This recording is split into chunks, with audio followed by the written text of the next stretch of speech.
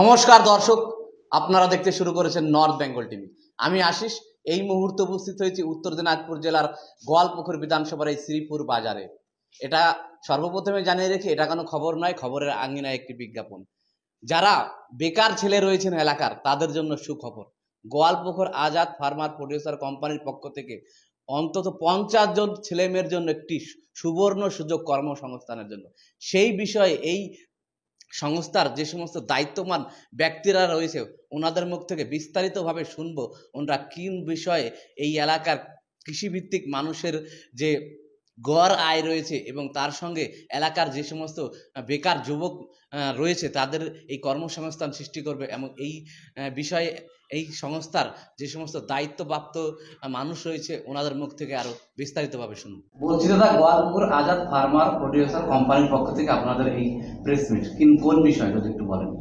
বিষয় হচ্ছে agri input and output sales executive পদে নিয়োগের জন্য। আচ্ছা, মানে এই পদে নিয়োগ হওয়ার জন্য কি কি যোগ্যতা, কোন বিষয়ে কি লাগবে যদি একটু বিস্তারিত বলেন।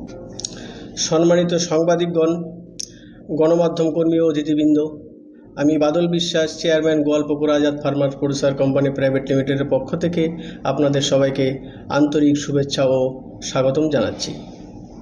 আজকের এই প্রেস কনফারেন্স আমাদের নতুন নিয়োগ কার্যক্রম ঘোষণা দিতে পেরে আমরা অত্যন্ত গর্বিত।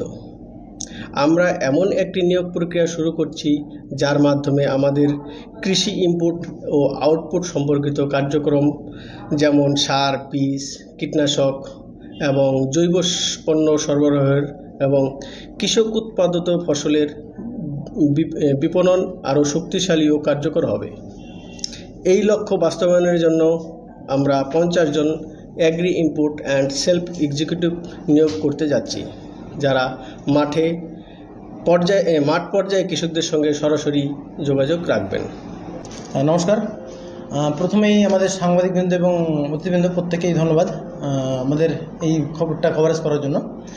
তো আমরা এখানে অ্যাকচুয়ালি এগ্রি ইনপুট মেনলি, তো আমাদের মেনলি এরিয়া হবে উত্তর দিনাজপুর বিভিন্ন ব্লক, যেমন করণদিঘি, গোয়ালপুকুর, চাকুলিয়া এবং ইসলামপুর।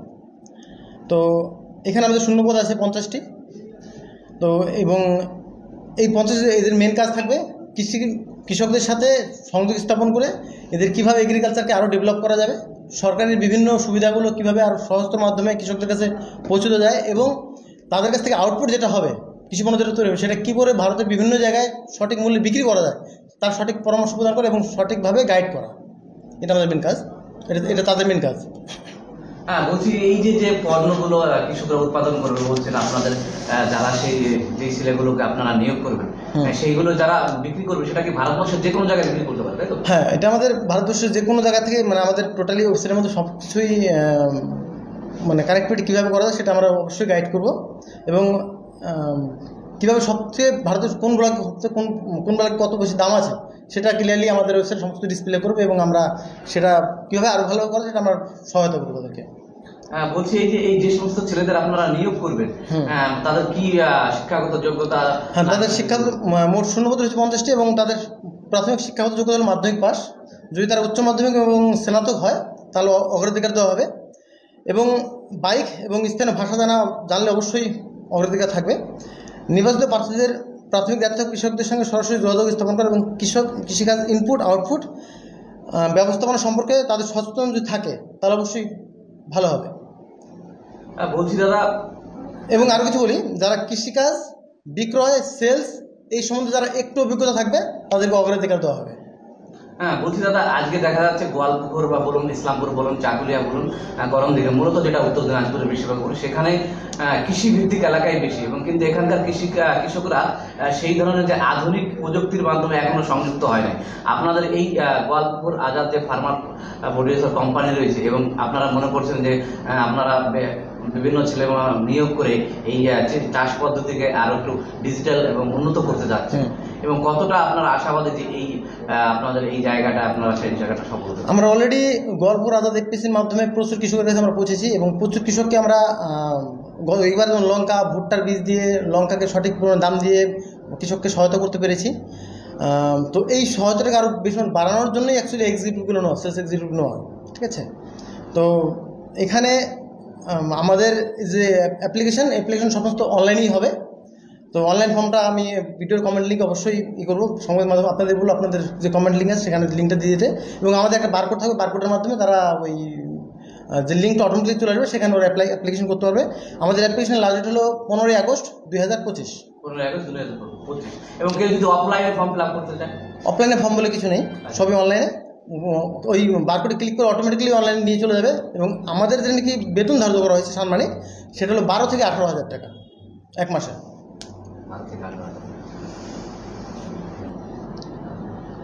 তো আমাদের যে অনলাইন ফর্ম ফিল আপের জন্য আমরা একটা কিউআর কোড লঞ্চ করেছি, যে কিউআর কোডের মাধ্যমে যে কোনো মোবাইল থেকে গুগলে গিয়ে যদি কিউআর কোড স্ক্যান করে অটোমেটিক্যালি আমাদের ওয়েবসাইটের ফর্মে চলে যাবে। সেই ফর্ম থেকে ওনারা খুব সাধারণভাবে ফিল আপ করতে পারে যে কোনো লোক।